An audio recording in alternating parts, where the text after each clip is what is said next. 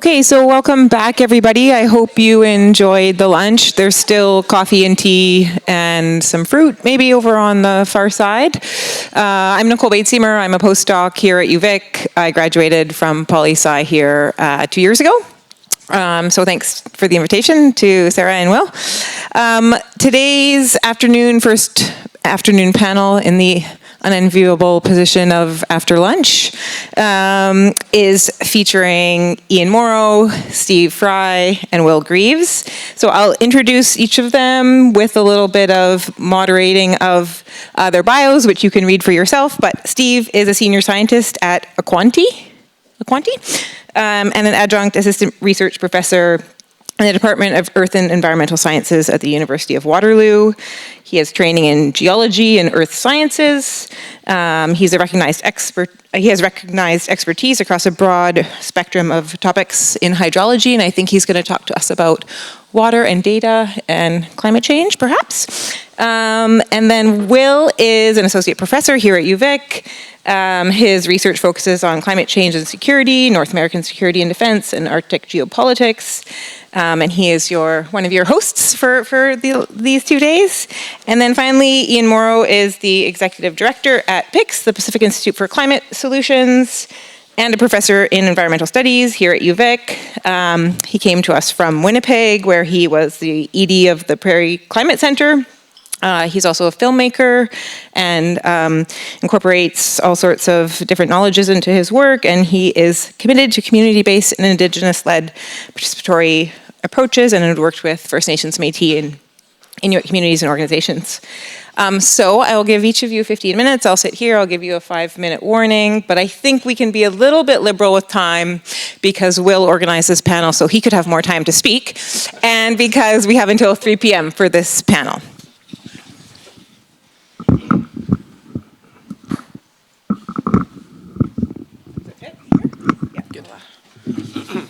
When this works. I believe so, and I think you need to point it here. All right. So, yeah, hi everybody, and I'd like to thank Will and Ali for the invitation to speak here.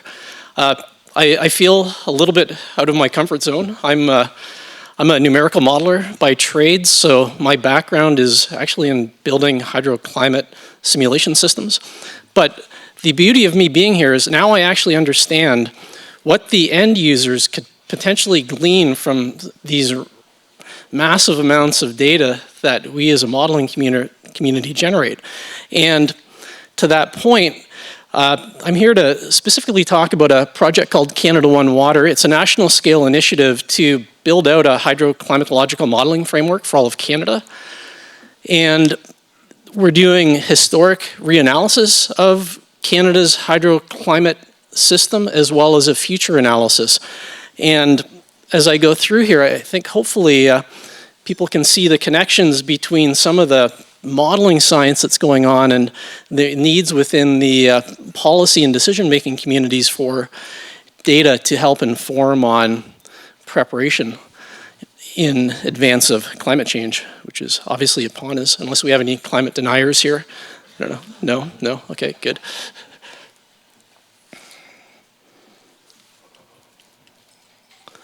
Okay. Oh, right to the end. All right, so the objectives of this project are to assemble the underlying data sets and simulation models upon which a national scale analysis of our water resources can be conducted. And up until the point when this project was initiated, we didn't really have such a data framework, so it was impossible to do a continental or a Canada continental scale assessment of how climate change is going to impact our water resources. So we set out to execute on this project. Data assembly was a big part of it.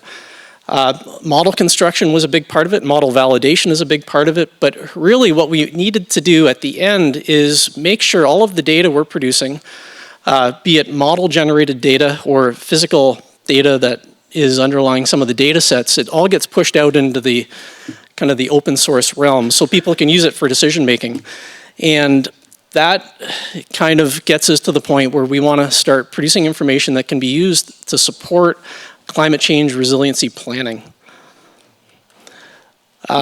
There's a large team behind Canada One Water. I'm one of the principal investigators. Another one of the principal investigators is Dr. Hazen Russell, that I need to acknowledge up in the top left of the Government of Canada team. But the entire kind of contingent of researchers here all brings a certain specialization to the project. So we're working with data specialists within the federal government. These are the people that really understand where the government data sits, how to access it, and how to interpret it. And they can also point us to how it needs to be improved for ultimately assembling a harmonized national scale data product. So we worked with a lot of data scientists. We work with a lot of process-based scientists who really understand how hydrologic systems are changing under a warming climate. These are people who understand kind of physics of the hydrologic system. We're working with academia. A lot of our climate modeling that's going on is being done under the guidance of Dr. Dick Pelchier at the University of Toronto. And we've got some postdocs in at U of T that are taking advantage of the supercomputing capacity that they have to run updated regional climate models for the entire country. And then at Aquanti, that's part of my day job, we're a software development company that is developing a lot of the software that's being used to run the simulations. So this is interesting, how you put the funding together to undertake something like this.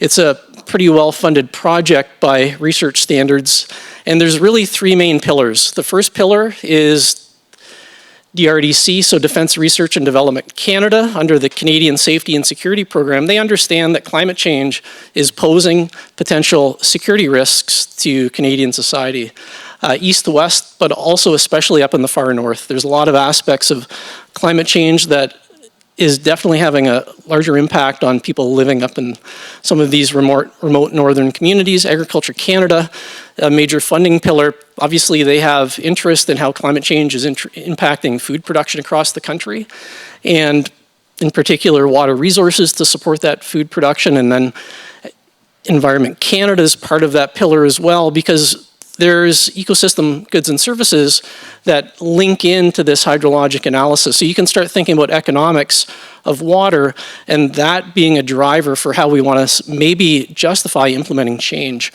And then finally, the Natural Resources Canada and the Geological Survey has a tremendous impact on how climate change is going to impact access to Canadian natural resources.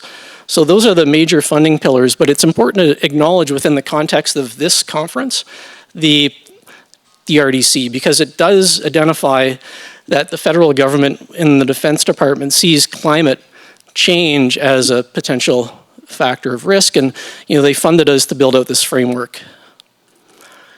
So we're talking a lot about water, and what we're really trying to do is quantify the impact of our water resources in response, in the water resources response to climate change. So the IPCC and some of the global climate modeling that they're doing, they're using like global climate models that typically have 100-kilometer footprints to do the type of analysis that you typically see in the news. So when IPCC comes out with a new report and you see these temperature change maps or precipitation change maps, that's pretty coarse resolution. So it gives us kind of a big picture perspective of what's happening, but we can't get down into the weeds in terms of quantifying how stream flow and groundwater levels and soil moisture and plant water uptake, how that's actually going to be influenced at kind of a local scale. So we're effectively taking the IPCC data and model outputs to drive a more localized assessment. And we're linking that quantitatively to floods and droughts and wildfires and land use change. Northern logistics is a big one. DRDC was particularly interested in how the warming climate and the responding hydrologic system is changing up in the far north. How does that influence our access to the far north from a logistics perspective and community sustainability? Natural Resources Canada, with the mines, some mineral extraction operations need water, and they're always looking for more. Others have too much water, and they constantly have to get rid of it. And if you're running these big open pit diamond mines, and you're dewatering down 300 or 400 feet, Excess water is an important part of your mine operation strategy. And then northern community sustainability, that ties into logistics, but also there's water resources requirements.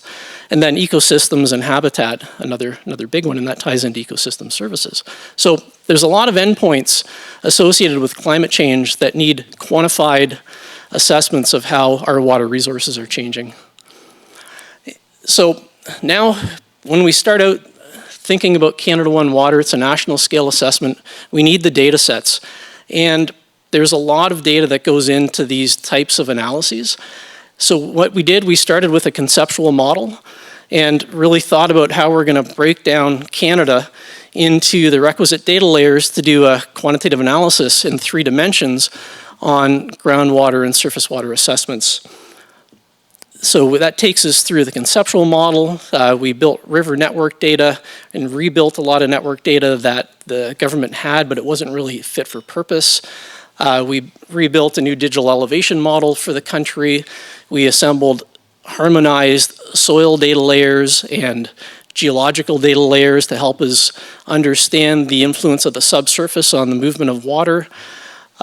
Land cover, the extent of permafrost under present day conditions as well as future conditions that had to be characterized in map form. And then we get into some of the climatological drivers and the energy balance component, so the surface temperature and potential evapotranspiration, which is kind of the ability of the atmosphere to pull water out of the land surface and off the land surface via vegetation or open water evaporation. And then we've got precipitation. So all of these data sets have been assembled at the national scale and are open source and are being used to construct the models. So there's actually 3 components of this modeling framework. There's the groundwater surface water simulations. So we're using 3-dimensional finite element models to look at how water moves. But we need forcing data for those water models. And the forcing data comes from the land surface models that are being run to look at the energy balance. So energy moves from the subsurface, the land surface, up into the atmosphere. So the latent heat fluxes and changes in energy storage in the subsurface, that influences things like permafrost extent and freeze-thaw characteristics of the soil profile that governs hydrology. And then there's regional climate modeling. And I mentioned, like the IPCC, they're running their global climate models, or the teams that contribute to IPCC, they run global climate models, 100-kilometer by 100-kilometer grids typically. But for some of the analysis we're doing, we need a more locally resolved climate projection. So we're running regional climate models. So we're downscaling the IPCC models to a finer resolution, and that allows us to better resolve how topography and lakes and local nuances are influencing climatology. So then that becomes essentially a coupled modeling framework where we have a water model, an energy balance model, and a regional climate model. And we do historic reanalysis to make sure the models work under historic conditions, and we can kind of reproduce how the landscape and the water resources have responded to previous weather events, and then we run these models forward in time. 5 minutes, no problem. But Will said I could have a few more minutes. I'll take 3. So we broke the Canada continental scale domain into 7 major river basins. There you can see their delineation. We go through the groundwater system, so we have bedrock geology, surficial geology, and then soils layers. Those are all kind of characterized in the model to govern how water moves. We have calibration targets. So there's gauging data across the country for surface water flows, groundwater levels, and I'm just showing kind of a distribution of the gauge network here for groundwater and surface water, but we're also using a lot of remote sensing. So the beauty of doing this type of an initiative now is that we have remote sensing information that helps us understand changes in the gravitational signal, which indicates how much water is being gained or lost from the surface and subsurface. We have soil moisture. We have plant green index that's all observable from space, and that helps us inform these models.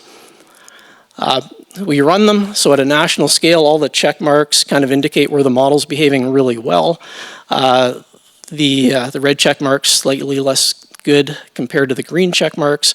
And then we've got a few locations where the model doesn't perform very well at this point, but it's being worked on. It's also important to note that the performance of the model is linked to the underlying meteorological data that's being collected by Environment Canada. And generally what we see is the models perform well in areas where we have dense gauging information and dense meteorological data. And then in some of these ungauged parts of the country, the models, the hydrologic models just don't correspond to the meteorological forcing data because we have a lot of uncertainty both in the hydrologic model but also the meteorological data.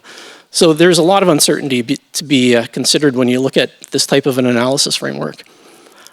And this just walks us through an animation of all the different data layers. So now this is the Pacific model domain. I thought, well, this is the Pacific Climate Security Conference, so let's show the Pacific model.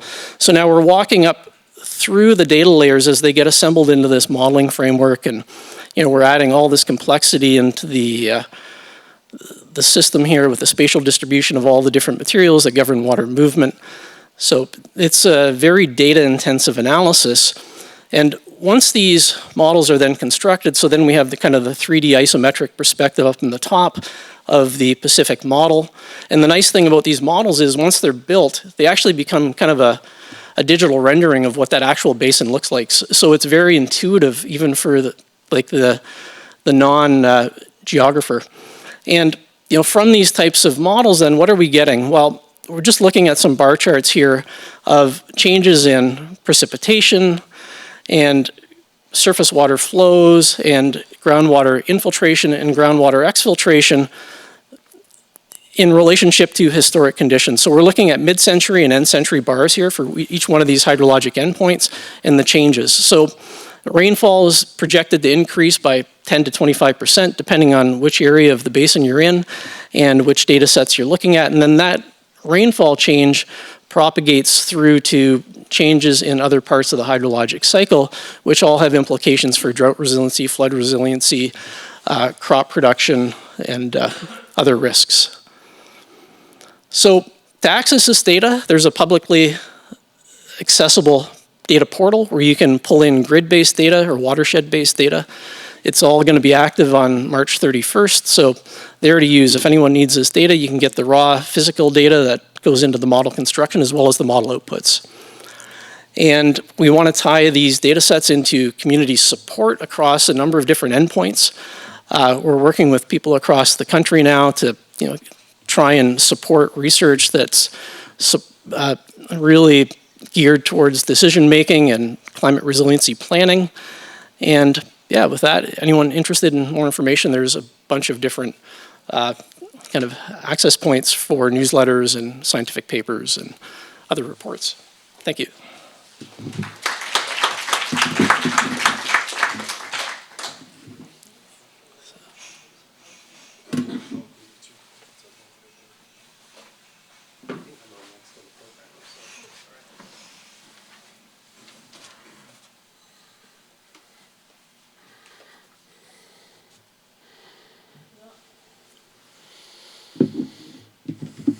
It was there a second ago. There we are. Perfect. Thank you. All right. In an effort to make Nicole's job easier, I'm also going to time myself. Good afternoon, everybody. Thanks once again for being here. So I'm presenting today a portion of my recent research which looks quite broadly at this question of climate change and security and insecurity in Canada. And what I'm going to do today is sketch out some of the broad contours of that work and then zoom in on what I think are two pretty illustrative case studies of the point I'm trying to make about the intersections of climate change and human security, in particular in Canada, looking at the experience of British Columbia in 2021, what I was previously calling BC's worst ever climate insecurity year, and then 2023 has probably forced me to adjust that statement. But then the Northwest Territories in 2023, which I think is really illustrative of the same kinds of insecurity dynamics that I'm interested in exploring. What am I doing wrong?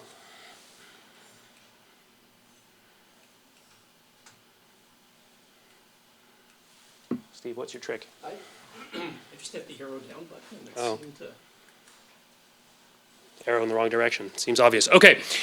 Needless to say, it's been an extraordinary climate year. 2023 is just full of superlatives. We can go on and on and on. Communities have burnt to the ground.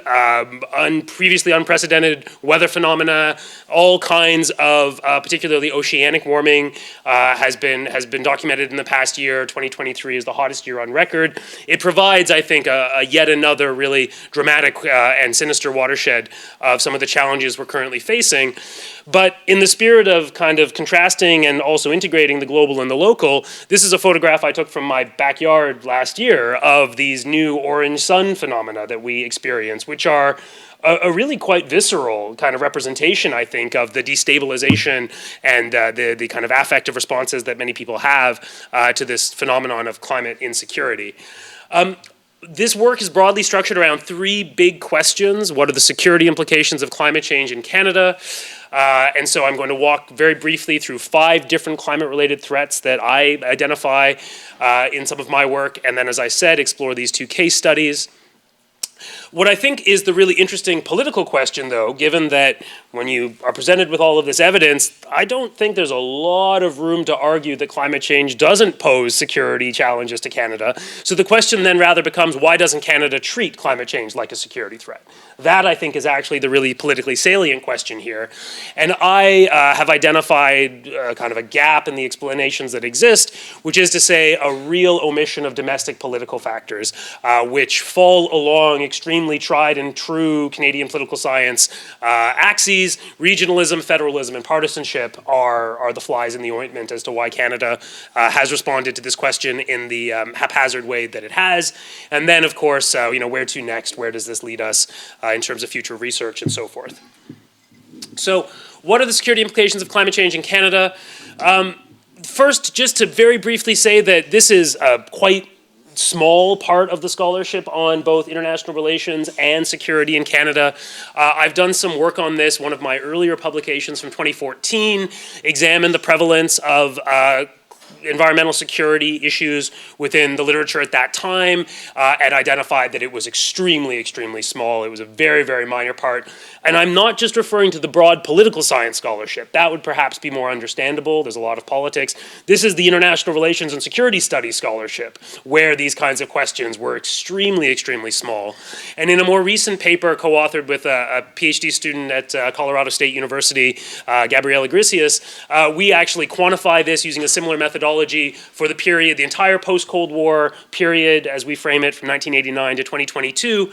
And we find that across six high-profile journals in this field, articles on climate change and environmental issues are less than 2% of that body of literature. So even in this kind of broadened security studies field, the post-Cold War security dividend, the peace dividend, and so forth, we do not see a significant uptake of these climate environment-related questions. I use this article a great deal. I think there's a notable, it's the exception that proves the rule in some ways, but Leanne Purdy and Margaret Smythe wrote this article in 2010 exploring the lack of significant action or scholarship on climate change and security in Canada. And they have this rather pithy, I think, summary, which was, quote, "The climate change security nexus has not been discussed, debated, or analyzed in any serious, sustained, or comprehensive way in Canada." And even though that piece is now almost a decade and a half old, I still think we're really in that mode.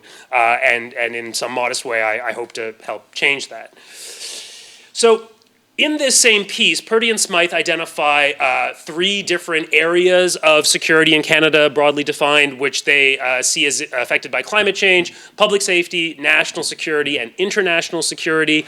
I think that's a useful starting point, but in an article that I published in 2021, exploring these issues and really trying to update and expand upon Purdy and Smythe's earlier work, I identify 5 climate-related threats to security in Canada, what I break down as human security threats, economic threats, Arctic threats, humanitarian crises, by which I refer to both humanitarian crises at home and abroad, so kind of blurring this distinction between the domestic and the international, and then the way in which climate change both pro-climate change and anti-climate change positions feed into political radicalization and domestic instability within Canada.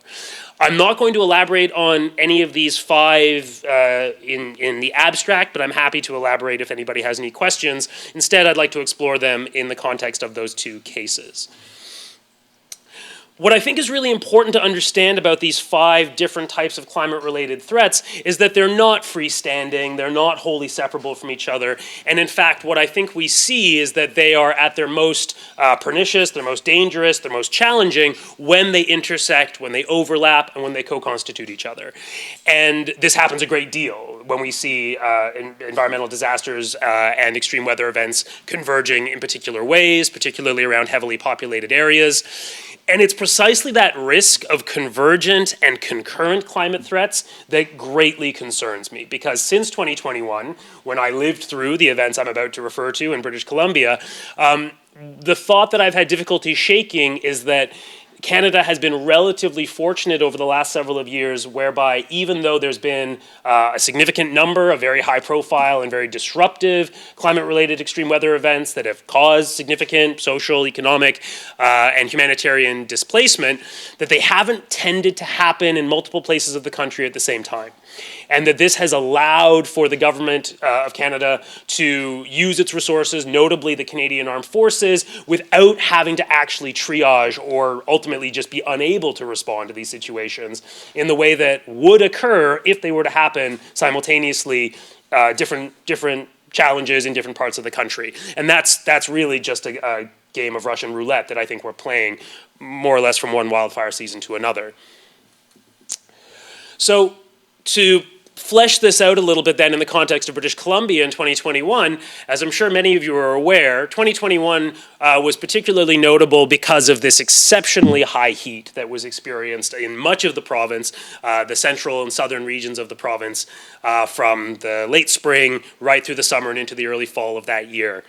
The heat dome, as it was called, produced extreme temperatures, particularly at the end of June and early July, including the highest ever land temperature recorded in this country, just shy of 50 degrees Celsius in the town of Lytton, which then, of course, burnt to the ground the day after that temperature reading was taken.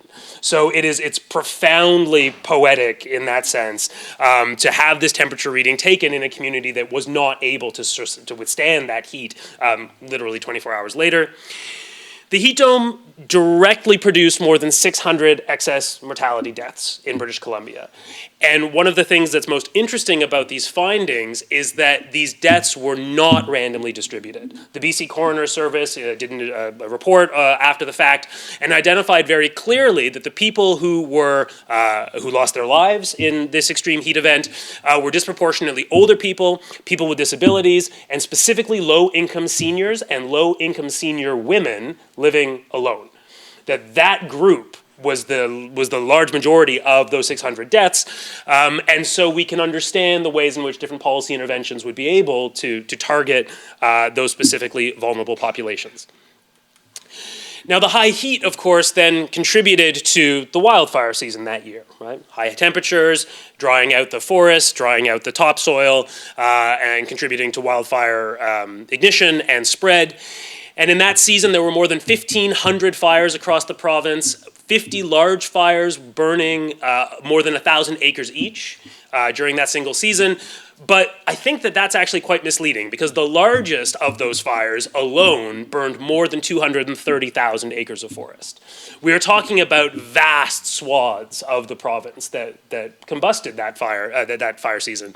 And as I mentioned, of course, the town of Lytton was an immediate casualty at that time and has yet to be rebuilt. And so somewhat apart from my main presentation today, there's a discussion to be had here about resilience or lack thereof and the reconstruction process that has to accompany these kinds of devastating impacts. Oh, you weren't supposed to. Oh, that one's popping up too soon.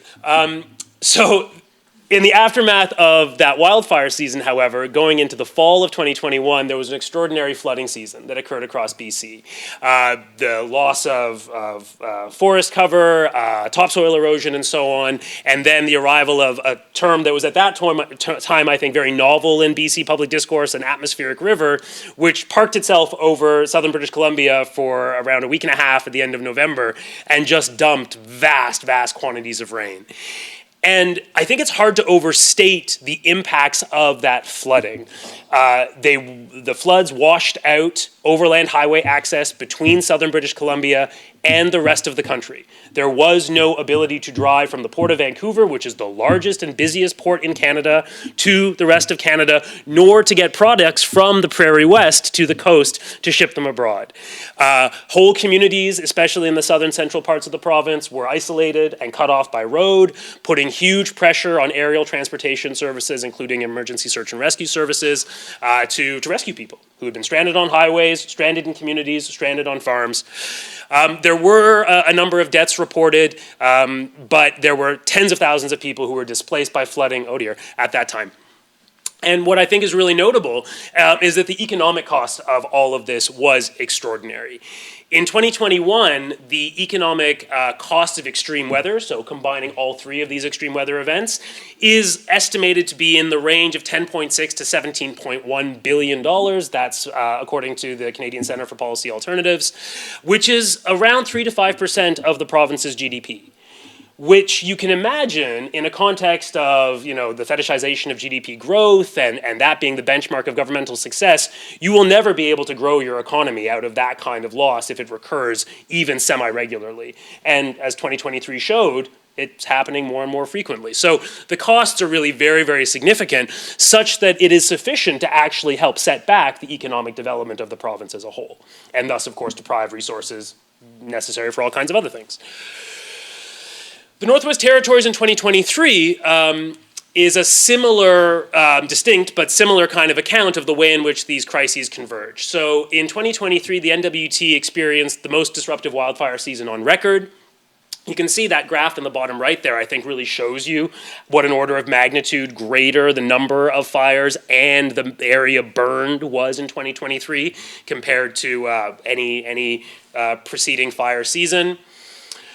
What's interesting about the NWT's economy, very different from BC's, of course, in most ways, is that it's dependent on resource extraction, but that's deceptive because the the territorial economy is so small that a single resource extraction project can actually have outsized effects on the territory as a whole.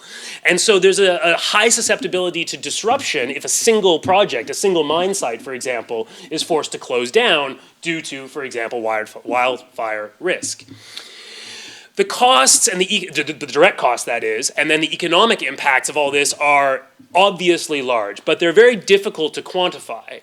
However, looking at a couple of different data points, between August 16th and September 6th of last year, nearly 70% of the residents of the territory were evacuated from their homes.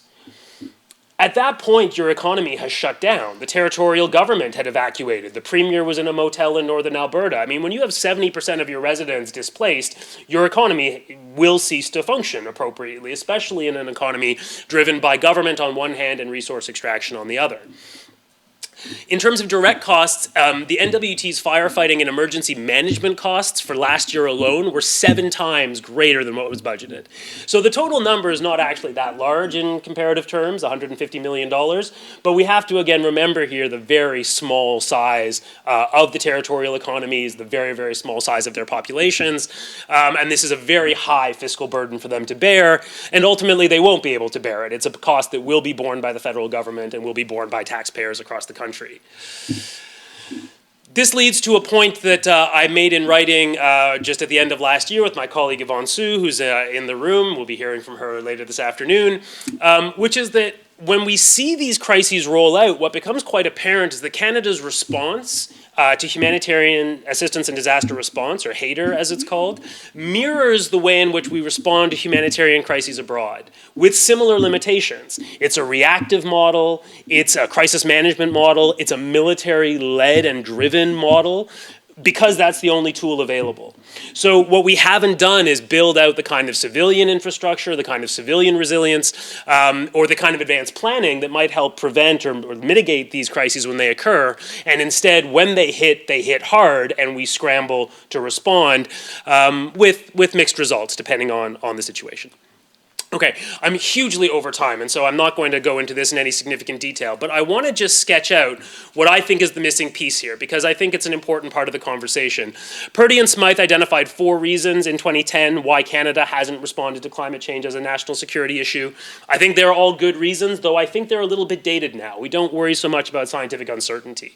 The discourse has moved on, but what is missing from their analysis, and what's front and center in mine, is the role of domestic politics in all of this, right? The critical role that the incentive structures of electoral success in Canada impose upon our political parties, and the way in which federalism really creates a set of perverse incentives for governments to shy away from some of the realities of this issue.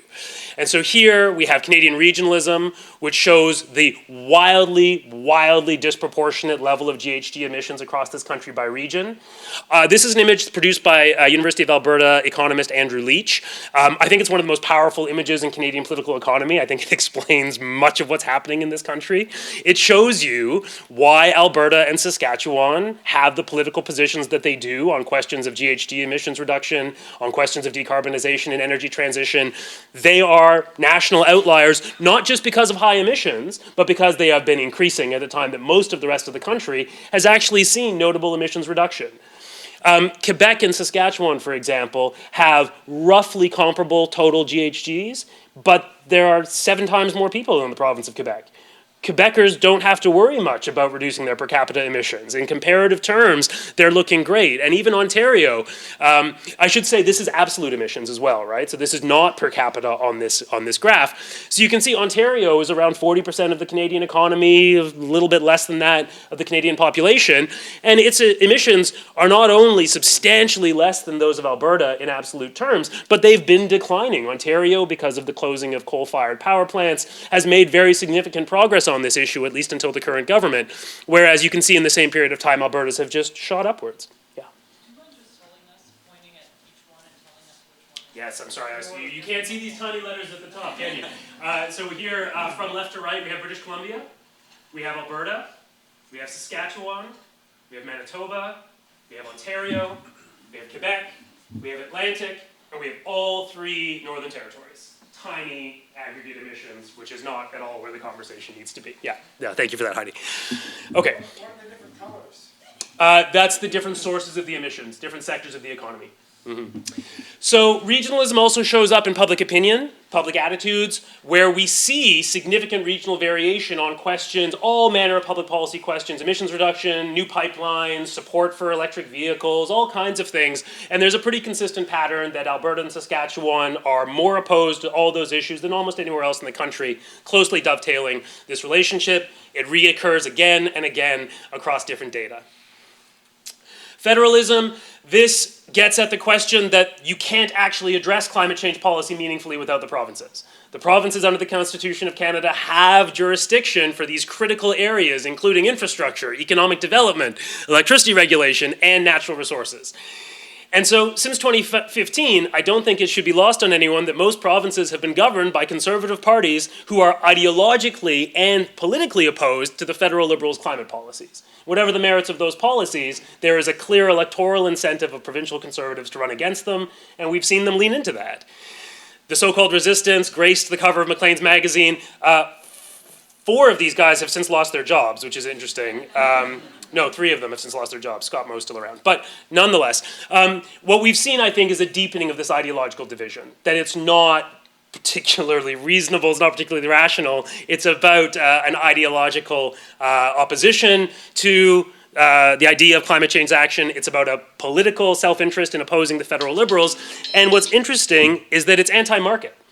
Right? These are conservative governments that are increasingly having to push against market forces in order to buttress their ideological commitment to oil and gas. And that is a significant departure from their historical roots, and I think is actually the biggest political weakness that they face in terms of this position. I will wrap up with the final observation that we see the same thing with partisanship. We see a really clear correlation between the distribution of climate change denialism in Canada. That's the map on the right-hand side here, produced by the Université de Montréal, where you can see the warmer colors are higher levels of belief in anthropogenic climate change. And the map is virtually the same color gradation as the electoral map of both the 2019 and 2021 federal elections. There is the same pattern at work here. Now there's a causal question, which came first, and I don't have an answer to that per se, but I think it really shouldn't be omitted just because it's obvious, right? That we have a partisan distribution of federal conservative support, that self-identified conservatives are the single most significant outlier on climate change opinion of any other demographic in Canada. So no matter how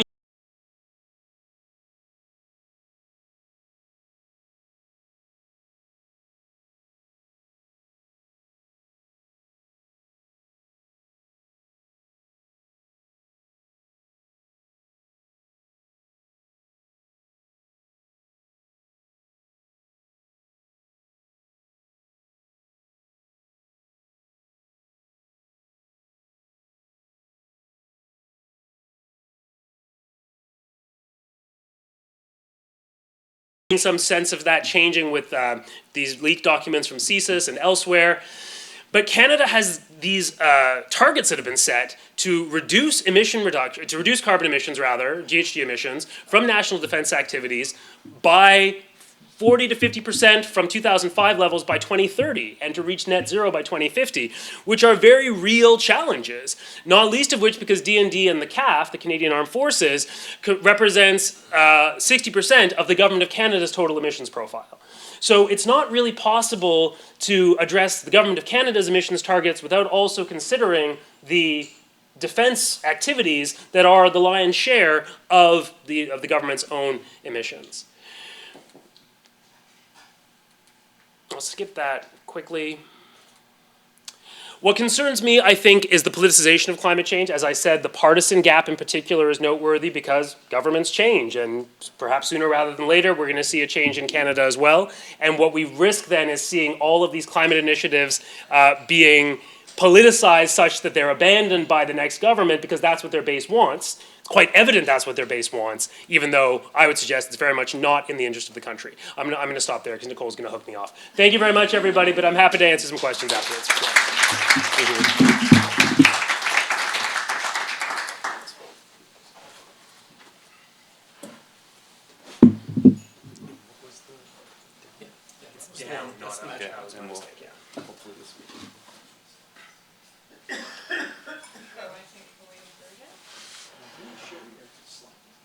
like. For somebody who doesn't know this. Yeah, I'm happy to share it. Absolutely.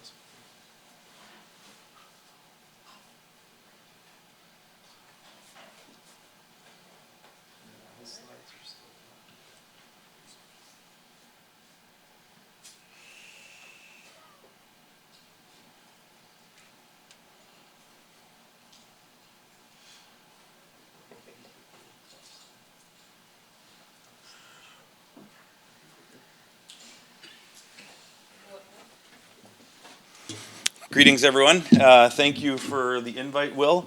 I got the invite and then subsequently got in a pretty serious bike accident.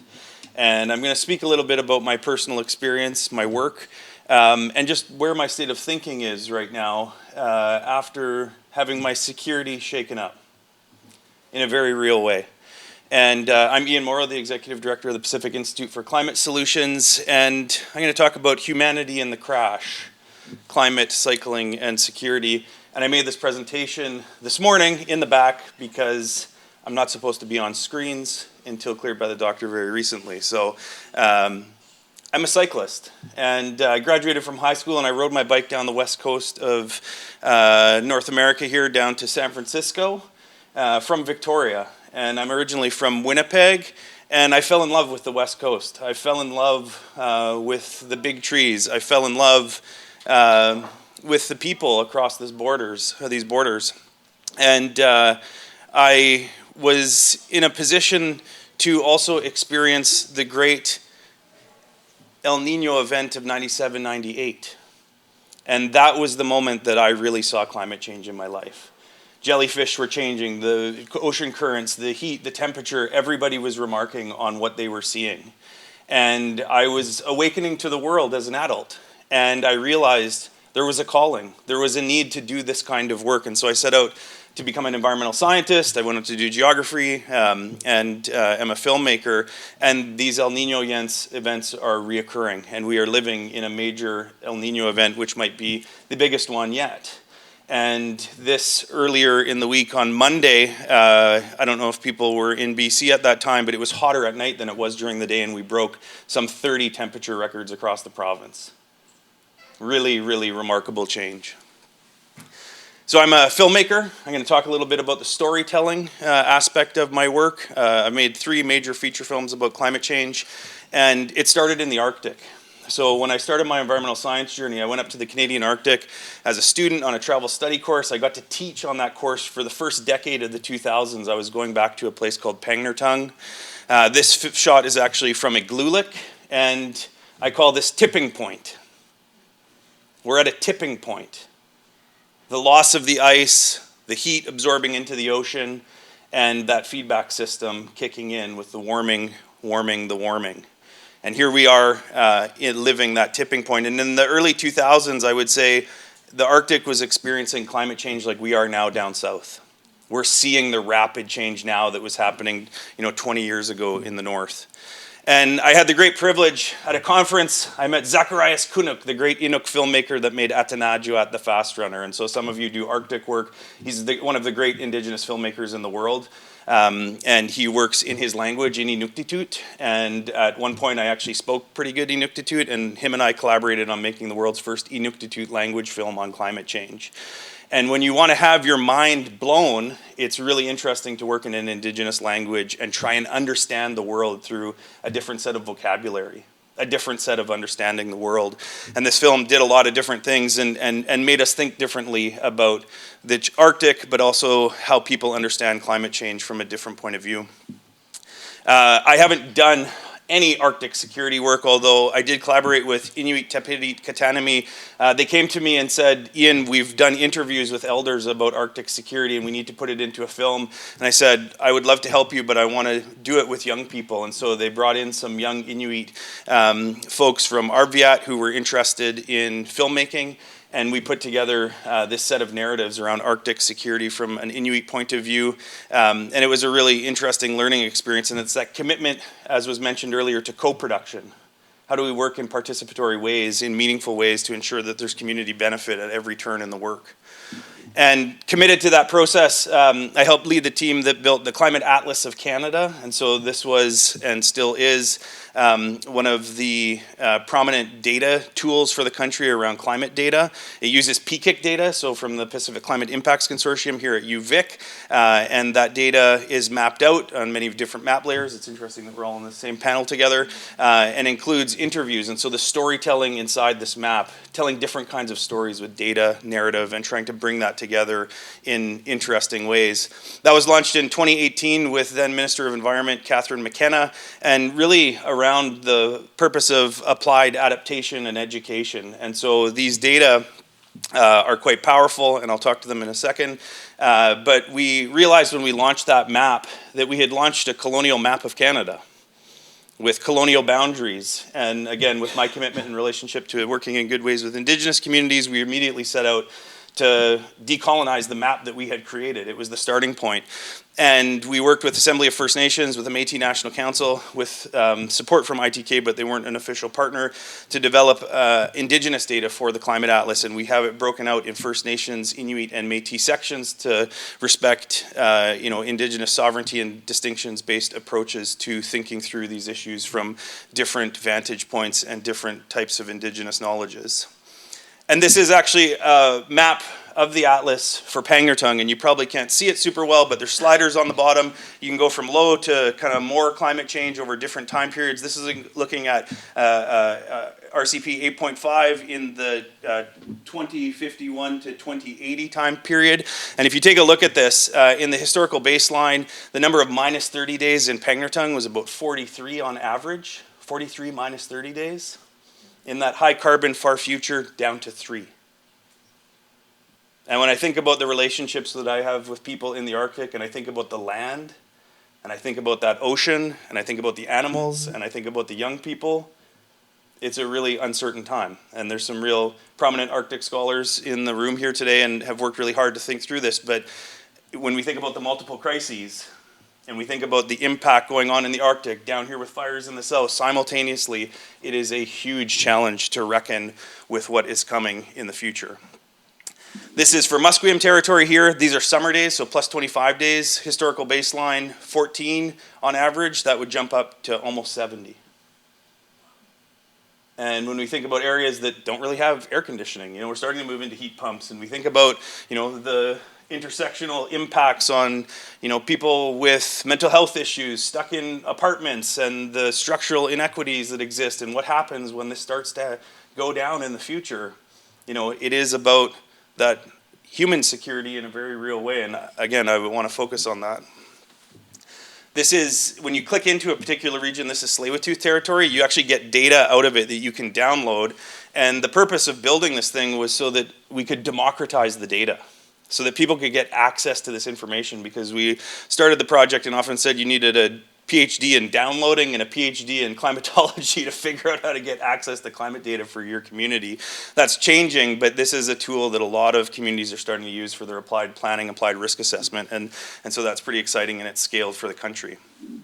So to kind of move on, lots of filmmaking inside the Atlas. Made a film with David Suzuki about climate change in BC, moving people through awareness, despair, hope, and action. So there's actual structure in the films to try to drive people through that continuum. And then making that film, it was pre the events that Will is talking about. And I was watching that on the news and realized I wanted to commit myself to being in BC again, and got the opportunity to lead PICS. So it's a network that brings SFU, UNBC, University of British Columbia, and UVic together to advance climate research and climate solutions for the province. It's collaborative focused. And so for me, as someone that does participatory research and is really committed to these processes, it was a really good fit. And we're in a period of renewal, and I'm really happy to say that we were able to help fund this event, in part because we're looking to broaden the way in which we think about climate solutions, and it's conversations like this that often are missed and are not part of some of the solutions toolkits that have often been in the portfolio. So we were excited to see this come in and be part of today. Some of the big projects that PICS has funded, this is called Living with Water. So thinking about, again, sea level rise and issues of coastal infrastructure from different points of view. It's a really, really collaborative project with the City of Vancouver and various nations to think through, again, coastal infrastructure and retreat in different kinds of ways, and how we do that, thinking through two-eyed seeing and different ways of viewing the issue to come up with collaborative solutions to very complex problems. This is the Wildfire Carbon Initiative, and again, I'm here to be a spokesperson for these projects, but they've been running for a very long time. This one is led by Laurie Daniels and Dominique Rosser and Natural Resources Canada, looking at wildfire resilience, but also the carbon in the forest. And when you take a look at what happened this past year, the amount of area burned was the biggest source of carbon emissions in the country. It was massive, massive. And what we thought was our carbon sink is now our carbon source. And what does that mean? It's a major, major shift. And so this project is looking at what do we do with that carbon? How do we retain that carbon? How do we create forests that are resilient? And one of the really interesting things is that the U.S. Forest Service is really involved in this project. And they're actually looking at how to bring model data across the border. How do we deal with that artificial boundary of an international border to think about how the data flows across, and we actually connect the the understanding across borders of the modeling of these forests so we can work together. So it's a really powerful project. And since I've been here, the new Ministry of Emergency Management and Climate Readiness was founded. And so in response to all of these complex problems, we do see change. We see a new ministry, and they have the modernization of emergency management legislation that it was brought forward, the Act, and now they're in all kinds of consultation periods. And on the left-hand side here, it talks about incorporating Indigenous knowledge into risk assessment. And we know that this is important, but these are very complex couplings of knowledges to try and figure out how to deal with these issues. And so for me personally, it's a really exciting time to be in BC. When you look at DRIPA, you look at the Rights of Indigenous Peoples Act, when you look at where things are moving, there's a huge opportunity to innovate on this coast to try and figure out these grand challenges. And so PICS is in an interesting position, and I'm happy to be here. We've started an expert panel process to look at a multi-hazard approach that is also thinking through the fact that we have cumulative impact and what that means and how we address it. And so that's underway at PICS right now. And to come back to cycling, I'm going to end on cycling. I was walking through Igloolik, and I see this kid that I know, family that I've worked with. And in these communities, often there's not a lot to do. And he was doing amazing stuff. He had his tricycle, and he was pedaling his tricycle and slamming into a piece of wood and flying through the air like Superman on repeat. And when you look at something like this, it's a kid being innovative under pressure, being really thoughtful with their time, having a lot of fun, and trying to land safely in the world. And when I think about this, I really think about my kids, I think about those future generations, and how do we land safely in the world? These are the profound questions of our time, because we have young people looking at us, trying to figure out what their future looks like. And so, 3 weeks ago, I got hit by a F-350 pickup truck on my bike. And I could have died. I really, really could have died. And in that moment, and since coming to Victoria, I've been really conflicted by the bike lanes. As a cyclist, I love them, and as a driver, I hate them. And you have these conflicting values on the roads of this city, conflicting infrastructures, conflicting policies that affect the security of people in their everyday lives. And so I'm riding along in the right of way, and this pickup truck drives into the bike lane and blasts me. I'm not a small person. I flew probably 15 feet. I landed on my head. And I couldn't walk for a couple of weeks. But this picture, before the adrenaline had run down, the police came. It was the full service. And I was okay. I got a concussion. I'm doing okay. But the guy immediately took responsibility for hitting me. He said, "I hit you. I'm sorry." And the police came and heard him say that. And they let him off. They didn't charge him. And he was a plumber going to a job.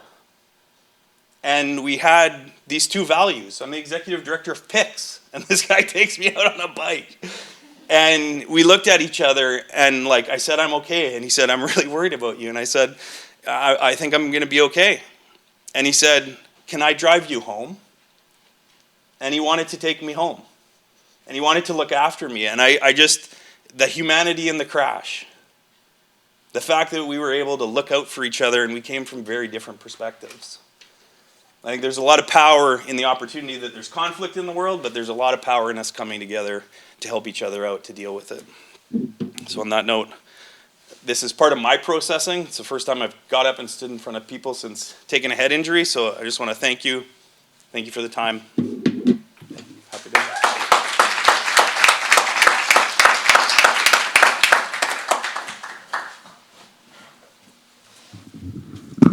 So that was dessert. Thanks to the three panelists. Questions, comments from the floor? Yep. I think you guys need this one, and there's a second one. That's right. Just Ali's got it. Thank you. Two questions. One, Dr. Morrow, as a fellow cyclist, is your bike okay? Second, Dr. Frey, does your model include capability of looking at influence from solar radiation? The reason I ask is following up on Dr. Chalecki's presentation on solar geoengineering. If we start deploying solar geoengineering, we know it's going to impact precipitation and that sort of thing. Is your model capable of responding to that? Because we need to know how solar geoengineering is going to impact Canadian water resources. Yeah, and I should just preface this answer with I really glossed over a lot of the details, but solar radiation, I mean, that's part of the evapotranspiration consideration. So solar radiation drives photosynthesis, but it also drives evaporation and transpiration. So that's generated by the regional climate models.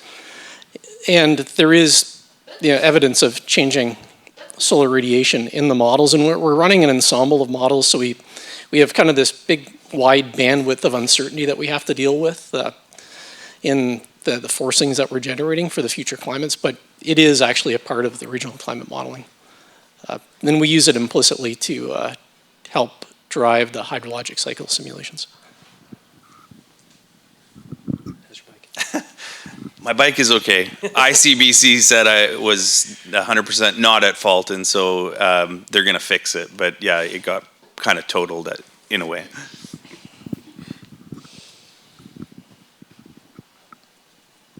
think I'm loud enough. Yeah, so this is for Ian, also a cyclist. We can all self-identify, I suppose. If that was your first go after screen-free time, I'd love to see your presentation a year from now. That's incredible. My question, though, was about that shift between the model versus the colonial map of Canada versus the Indigenous First Nations sovereignty base. I was really curious about when you reran that, about the complexities around drawing some of those other boundaries, the potentially more contested ones or not, but then also if any other insights came up when you looked at what that map looked like with those different layers. I can just imagine a wealth of things. Yeah, Ariel Deranger from the Indigenous Climate Action, she had said, initially when we launched it, this is so good, but you got to deal with this, right? And we knew it, but she had pointed it out, and we actually had an original version that had nativeland.ca like language territories that were in it, but we could have cut out the data by shapefile to do that, but we decided, again, in collaboration with AFN in this case, to actually map out all the 634 First Nation reserve communities, so there's clickable climate data for those actual points on the map. And we did that with they have a special advisory group on climate change, and there was very interesting questions around OCAP, who owns this climate data? And it was produced here at the University of Victoria, but when you put it in a First Nations context, like, is that our data? Who owns that data? And there's still ongoing conversations about what we actually created and what it means. With the Métis National Council, they have Métis settlements in Alberta, but not Métis communities in the same kind of way. And so they actually wanted to map their Métis-led climate projects. And so their actual cartography is around their leadership, not their place. And there's some interesting kind of things there. And we had put a lot of effort into the context because context matters. And so there's tons of written material in that. And the whole project actually started in ceremony at a place called the Turtle Lodge, overseen by the late Elder Dave Kershane. And we had Inuit First Nation and Métis people there to guide us in the process of deciding to do this. And we actually wrote up an article on that that's linked. It's called A Change of Heart, and we wrote that with Elder Dave Kershane. There was a series of gatherings to help guide that entire process. And so it's a technical project driven by community and actually brought in through ceremony. And I think when you do that in the way that communities ask, things like this materialize. Got a lot of questions. Thank you, gentlemen. Very interesting things. Two quick questions. One to Dr. Frey about, you mentioned the regional climate model. My understanding is that climate models are pretty good at global level, but we have a hard time being specific and regional. So if you could expand on the model, its precision or whatnot. I'm certainly not a climate scientist, but. Yeah, that's a good point. And there's massive uncertainty with these models. So the global climate models, like I say, they run at about 100-kilometer resolution, and they don't capture a lot of the local influences on regional climate. So we downscale those models, and the way we downscale them is through numerical weather prediction models. So the same weather forecasting model that's used to produce, say, a 14-day weather forecast can be used to take the inputs from a global climate model to dynamically downscale it using physics. And that allows us to better capture things like the influence of large lakes on regional climate. So in southern Ontario and up in the far north, there's some big lakes that have the ability to influence the regional climate behavior. So those regional climate models then can better capture the influence of those lakes. And similar with areas with a lot of topography. So the global climate model, if you can imagine like the topography in the Rockies or on BC side or in Alberta, like imagine what happens to that topography when it's smooth with a 100-kilometer grid resolution. The nuances that drive the climatology are somewhat degraded. So we try and put information back into the data streams by downscaling the global climate models with the ability of the regional climate models to better honor topography. That being said, there's massive uncertainty because a lot of what's driving the regional climate behavior are physical processes that operate at scales smaller than 10 kilometers. So we downscale the 100-kilometer grid to 10-kilometer grid, and that's the regional climate model outputs. But you think of convective precipitation. Well, convective precipitation, like thunderstorms in the summer, they're operating at a much smaller scale than a 10-kilometer grid. So we have to parameterize or use, it's not really empirical, but we use simplified methods for resolving convective precipitation in these regional climate models, and there's a lot of uncertainty with that. So, and models are getting better and better. And part of the reason we can do what we're showing today as opposed to doing that 30 years ago was the models have got a lot better. Computing capacity is getting a lot better. But we know we need to add more resolution into these physics-based models in order to better capture the nuances of how weather systems develop and propagate. And maybe the last point I'll mention is that we don't just run a single model, we run an ensemble of models. So we try and bracket some of the uncertainty by using models with different structural complexity, different parameterizations, different underlying physics. Like in our case, we're using a single weather forecast. Like we're using the WRF, Weather Research and Forecasting, a numerical weather prediction model, but you can use different models. So you're adding model variability into your ensemble. Like we talk about these multi-model ensembles as kind of a way to bracket uncertainty. So there are ways to kind of capture what we don't know, but there is a massive amount of uncertainty in these projections. And precipitation is a lot harder to anticipate than temperature. It's really an interesting topic to be studying. Thank you. And if I may very quickly to Will, you say that Canada is not taking climate change as a security threat or risk very seriously. Can you elaborate on what you mean by Canada? Are you talking about national defense, Canadian forces, transportation, energy, provinces, localities, municipalities? Can you unpack Canada for me, please? Fair enough, as we always should. Most governments, certainly, but I would definitely say the federal government and provincial orders of government have been deeply, deeply incoherent on the question of climate change generally. And provinces don't usually talk too much about security, so maybe putting them aside, the federal government, as I said in my comments this morning, has been quite slow to recognize climate change as a security issue or even a national defense issue. And even to the extent that it's done so, it's in a very, very specifically circumscribed way. It's understood in relation to weak, fragile, failing state contexts in the global south that could produce regional insecurity, and it's understood in the context of the Arctic, which because of its rapidly, rapidly accelerating warming, produces a fairly unique set of circumstances. But what that framing completely overlooks are the impacts for most Canadians in southern Canada, in urban centers where people actually live. And that understanding of climate change as having security implications for the rest of the country outside the Arctic or for most Canadians is virtually absent from government framings of the issue. Notably, however, it's sneaking in a little bit, but not from defense, not from foreign affairs. It's coming, and not even from Environment Canada per se, but it's coming through Health Canada's research on the health-related impacts of climate change. It's coming in through these other line departments doing climate-related work who maybe are operating with a less, I don't want to say less oversight, but less, what's the word I'm looking for? Yeah, less sensitivity to the use of that security language is what I'm trying to get at. Whereas departments like national defense and public safety and global affairs are very aware of when they use that language. And I think other departments may be less so, which somewhat surprisingly then leads to them being more willing to kind of call a spade. And we see some of that. But it's been a fairly recent process to even see that kind of language coming into the frame. Yeah, thank you. I have a follow-up question for Dr. Greaves. You say that Canada doesn't treat climate change as a security threat. What countries do?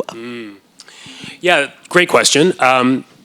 Different countries have wildly ranging experiences on this. It's actually very interesting in some sense. There's a lot of variation in the global north with respect to framings of climate security have been much more kind of prevalent in many of the European countries and many of the European Union's approaches to these questions. For a period of time, Australia adopted this quite robust climate security framing, but then their own internal politics, not unlike our own, led them to yank that back, and Matt McDonald has written on that very, very persuasively. So there are countries in the global north who seemingly have greater comfort with this question. I don't think it's coincidental that those countries tend to not have carbon-intensive domestic economies, right? This is the critical piece. It's easier for the Dutch and the Belgians to talk about this than it is for Canada or Norway, both of whom have this deep kind of petroleum, fueled complicity in the underlying question. But then certainly countries in the global south, right? There is a stark awareness of their vulnerability to climate impacts, and we see a very high level of existential language, security, threatening language, survival, coastal low-lying states, small island states, and states at particular risk of desertification and kind of aridification, using that kind of language, in existential terms. This threatens our sovereignty, this threatens our national security, this threatens the human security of our people. Yeah, thank you. Michael Byers, UBC. I get the chance to talk about the Arctic this evening, so I won't do that now. But I do want to say that one term I haven't heard yet today is ocean acidification. And in the spectrum of all the bad things that are happening because of climate change, that's a big one, and it's not one that's going to be solved by changing the amount of solar energy coming to the planet. But I want to pursue something that Will said, which was that provincial jurisdiction over things like natural resources was a major impediment to the country taking climate change more seriously in terms of action. 3 years ago, the Supreme Court of Canada ruled that the federal carbon tax was legal under Section 91 of the Constitution Act 1982. That's peace, order, and good government. That's the override clause. That's the emergency power in the Canadian Constitution. That judgment would point in favor of the constitutionality of any federal action based upon addressing a national security crisis resulting from climate change. This is not a jurisdictional problem. It's a problem of political will or political cowardice. So I would suggest that the real problem in Ottawa with exercising its actual powers to deal with the actual national security threat of climate change is they don't want to have a truckers' protest times 1,000. I mean, they saw what happened in Ottawa. They saw what happened at Coutts, Alberta. I spent half of the last 6 months in Alberta for family reasons, right? Yeah, there would be an insurrection if the federal government did what was necessary under its powers to grapple with this. And that's completely unpalatable, inconceivable from the context of Ottawa today. Everything is there. We know there's a crisis. Federal government has the power. But no, it's political will. I agree with that, and thank you for that intervention, Michael. I didn't mean to suggest by pointing at the Constitution that the federal government lacked constitutional authority to take these kinds of actions, but more so that you need good faith partners at the provincial level in order to meaningfully reduce emissions. You need them to implement a host of policies. Even under peace, order, and good government, the federal government's not going to ride in and override building codes and, transportation, like you need the provinces to be at the table because they do have core jurisdiction over many of these meaningful areas. But it's the politics, as you alluded to, that I think is most important there, that if the federal government was to do these things, even if it's constitutionally permissible, you would give such ammunition to, to opposing political forces at the provincial level who would make these kinds of provincial rights arguments, these kinds of unconstitutional arguments, who would frame it in quite, I think, stark and divisive, destructive to national unity terms of Ottawa is infringing upon us and how dare they, and so forth. So not the legality per se, but the feasibility, I think, as a result of the Constitution's division of powers. Yeah, thank you. Can I say something on that? Mm-hmm. I just, the humanity in the crash, like I think one of the things that we're also seeing is that as these climate disasters strike deep and hard into communities, there is also a tendency in some places and spaces for people to come together across these political divisions to help each other. And it's anecdotal, but in BC, some of the amazing stories that people were talking about around the communities mobilizing to help and support and get through the incredibly difficult moments. There were, the antithesis stories of, people taking over the, wildfires, the support there and trying to challenge people at the roadblocks to get back into their homes. And so there is this kind of flash moment, I think, while the climate impacts are rolling, where those collaborative processes to governance and emergency management, like if we can get some of that stuff right, I'm hopeful that we can also change the corner on that larger politic, because I think people will realize they have to collaborate to get through this. And I'm hopeful, it might be naive hope, but I do see the possibility that the disasters force us into being more collaborative at that scale. Could I hot pursuit that? Yeah, so I agree with Ian, and I think it is really important to look at these positive stories of communities coming together and people overcoming really, really challenging circumstances. And that's obviously to be desired and to be celebrated. What's a little bit more upsetting from my perspective is that research out of the United States has shown that unfortunately, but people experiencing extreme weather events and natural disasters themselves that are closely related to climate change doesn't seem to change their disposition towards believing in climate change or not. And so there was, I think, a belief for a time that as people had to deal with climate-related disasters in their communities, it might shift the needle a little bit. That doesn't seem to be happening, and that's unfortunate in numerous ways, right? So there are too many alternative explanations available to people who don't want to believe in climate change. It's not climate change causing the wildfires, we need to rake the forests, right? Like, you can frame the causal relationship in a different way. That doesn't mean you don't collaborate with your neighbor to get through the moment, but does mean you don't necessarily come around to accepting the scientific basis of what drove that crisis in the first place. And that's really that's a tough nut. That's a challenging one. Yeah. Over here. Thanks very much, gentlemen. 3 fantastic presentations, lots of really good information for us, and much appreciate them. About 2 years ago, or a year and a half ago, I was in this same room and I heard a presentation from Alan Miles. He's the chap from Oxford who came up with the notion of net zero. Or Miles Allen, got that reversed? Thanks. It's a trouble with those of us that have 2 first names. And anyway, he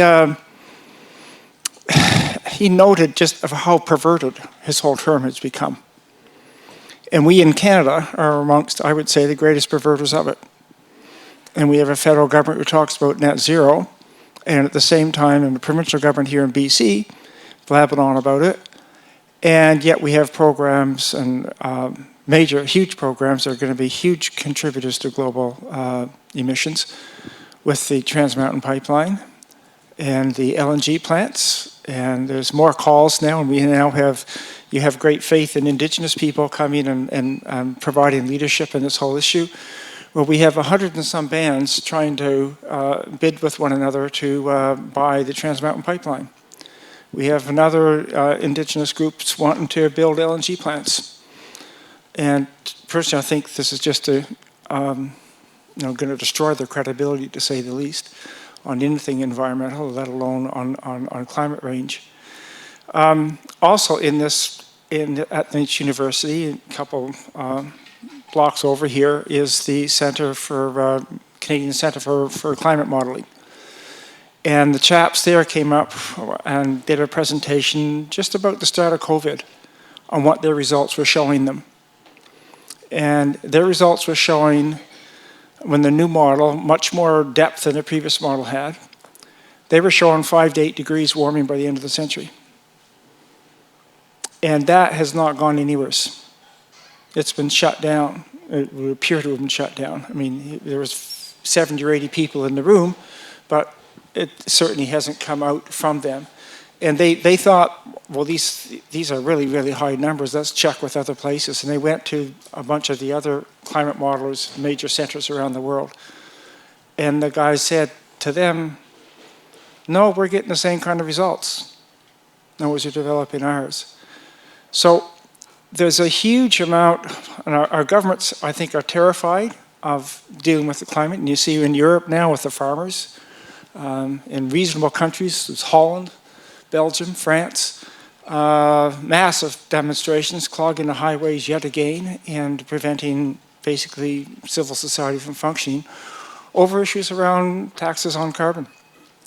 And here in this country, this morning I turned on the TV to try and see if they were giving coverage for the Commission on Interference and Foreign Interference, and that wasn't on, but they were having a discussion or debate in the House of Commons on a carbon tax, the latest Conservative motion on that. So when you have our using net zero and interpreting net zero in such a narrow way that in Alberta's instance with the tar sands, they're claiming net zero if they're able to eliminate 10 to 12% of their emissions. Because their global emissions are the 100. The processing, the drilling, or the processing of the fuel to get it to the stage of a bitumen, to get it out of the country and pump it to the border, all that adds up to about 10 to 12% of the global emissions related to that fuel when it is consumed, the life cycle of the emissions. Yet we're calling that net zero. And I'm wondering how we can get to the point where our governments and our populace, because our populace drives the government, realize what a false world we're living in and how you get that message through to the governments to hear it. Oh, I assumed that was for you, Ian. I don't know. So that low ball, that softball question. I'll when I think about that, yes, the kind of misinformation we were talking about just in the last question, but also, the framing of these problems. And Catherine McKenna, I had mentioned in my presentation, she has a whole report that came out with her, chairpersonship for the accountability around net zero and talking about the integrity and the issues around integrity with respect to net zero. And they have a whole document that outlines the criteria by which people should be talking about net zero in the right kinds of ways. And Miles Allen Picks funded that talk here a year ago. It's online. And he, again, one of the people that helped coin the term and the science around these issues, and he was here to correct the state in which net zero was being framed. And so his talk was on geological net zero and the fact that we have to think very differently about the issue, and so that's available online. But yeah, I think there's a lot of complexity and we're not having the same conversation often, and terms matter and people are using careful language in this room, and that's an area where careful language can be stretched. And net zero means different things to different people depending on how you do your accounting and the values you bring to the issue. And so it's really important that that we're talking about that in the right kinds of ways. I think we also need to be talking about net negative. So the IPCC has also talked about the fact that it's not just net zero. We have to actually get backwards on the clock and figure out how to dig down into historical emissions. And so there's a lot of things to unpack there. Just a quick response to part of your question, Dawn, because it's something that I think is very prevalent in British Columbia, where over the last number of years and perhaps even the last few decades, we've seen a significant array of these alliances between environmental organizations, often quite mainstream, well-known, well-funded, white middle-class environmental organizations, and Indigenous peoples, Indigenous governments, Indigenous civil society around different kinds of resource extraction projects or pipeline projects. And some of those campaigns have been more successful than others. There's variation there.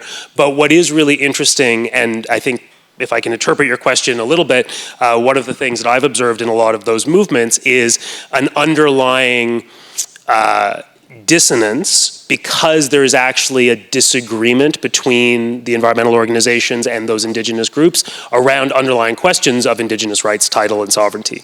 And so when you're aligned on these questions, when you don't want the pipeline and they don't want the pipeline, then it's easy to get along and resist the pipeline. But what do you do when First Nations want to support a resource extraction project or buy a stake in a pipeline or support an LNG plant?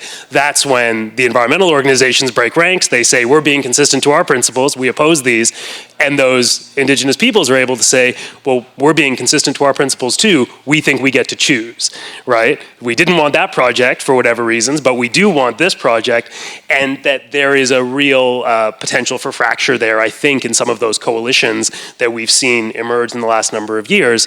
But then we have to hasten to add that it's also an unreasonable and indeed, I think, deeply colonial expectation to expect Indigenous peoples in any sense to all agree with each other, to all be on the same page about any given project, that there isn't allowed to be dissent or dissonant voices or pro-resource extraction factions in these communities.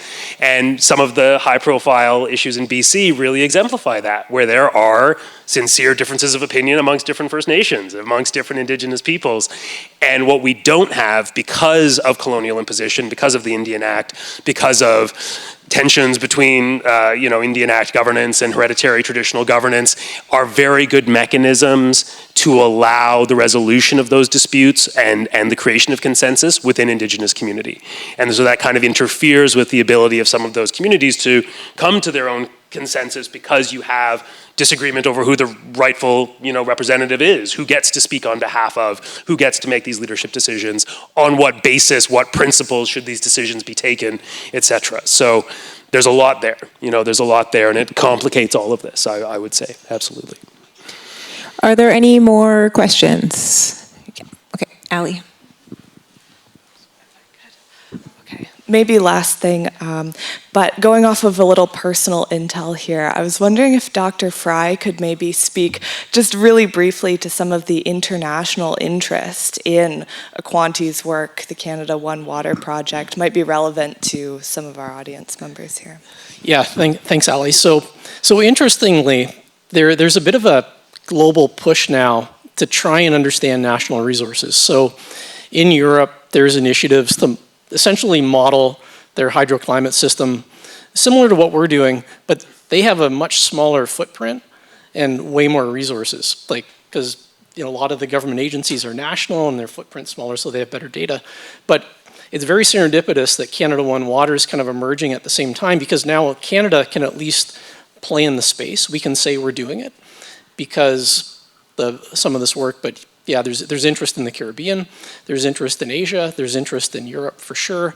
And in some cases, the government agencies have a lot of their own capacity to do that, but in other cases, they bring in expertise from around the world. And the climate expertise in Canada and the water resource analysis expertise in Canada, I think is a human resource that we can kind of deploy around the world in regions where they can't do this type of analysis, and yet they have bigger problems than us. Like in the grand scheme of risks associated with climate change and hydrologic behaviors, like Asia, much worse off than we are, and yet they don't have the analytical capacity to really understand their problems. So I think we should look at our ability to do this really high-end analytics as a resource that we can export, as a kind of a goodwill Canadian ambition, but also there's opportunities for researchers to do interesting things around the world, and for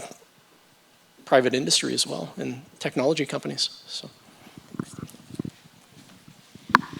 I would be remiss if I didn't take the opportunity as moderator to ask one more question, even though I know we're about to go into a break. And this is for Will. And your question was, why doesn't treat Canada or climate change like a security issue? And I will read your CG piece on what would it mean for Canada to treat climate change as a security issue, but I feel like you made an argument for treating it like an economic issue.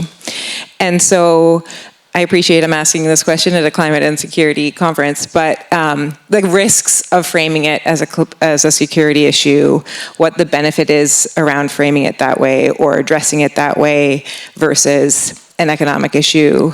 a health issue, a social issue, or these other things? Yeah, thanks for that question, Nicole. It's a huge question. I could take a lot of time. I'll try not to. So, you know, distilling an awful lot of theory and an awful lot of history, what does it mean to call something a security issue? In a nutshell, that's typically meant that it gets elevated in the hierarchy of concerns and you prioritize it above other things, and money becomes almost no option, right? Like, that's absolutely what it means to securitize something. It doesn't mean you can solve it overnight. It doesn't mean it goes away, but it means that you focus on it in a way that you don't on other issues.